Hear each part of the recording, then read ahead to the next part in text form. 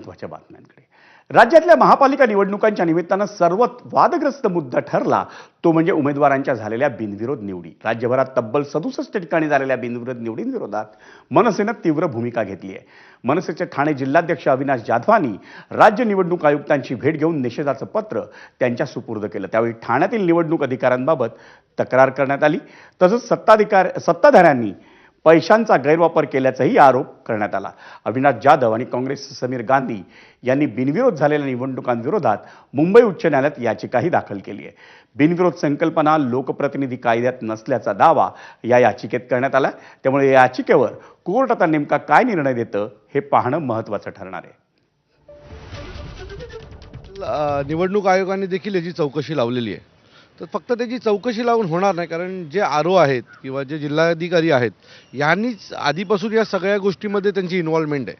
तर या सगळ्याची चौकशी ही निवृत्ती न्यायाधीशांच्या मार्फत व्हावी किंवा हायकोर्टाच्या निगराणीत व्हावी अशी याचिका आज आम्ही दाखल करतोय।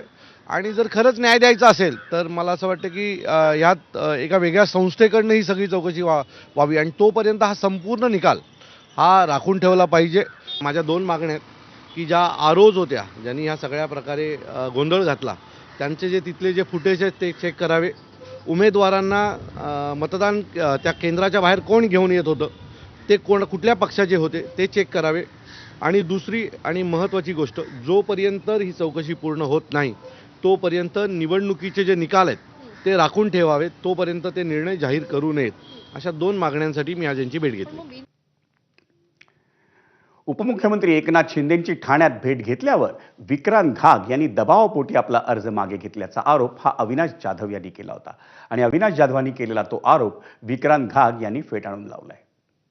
विक्रांत घाग नावाचा मुलगा आहे आणि त्याच्याबरोबर एक पोलीस ऑफिसर आहे जो एकनाथ शिंदेंच्या घरी चाललेला आहे। याची चौकशी नको का व्हायला?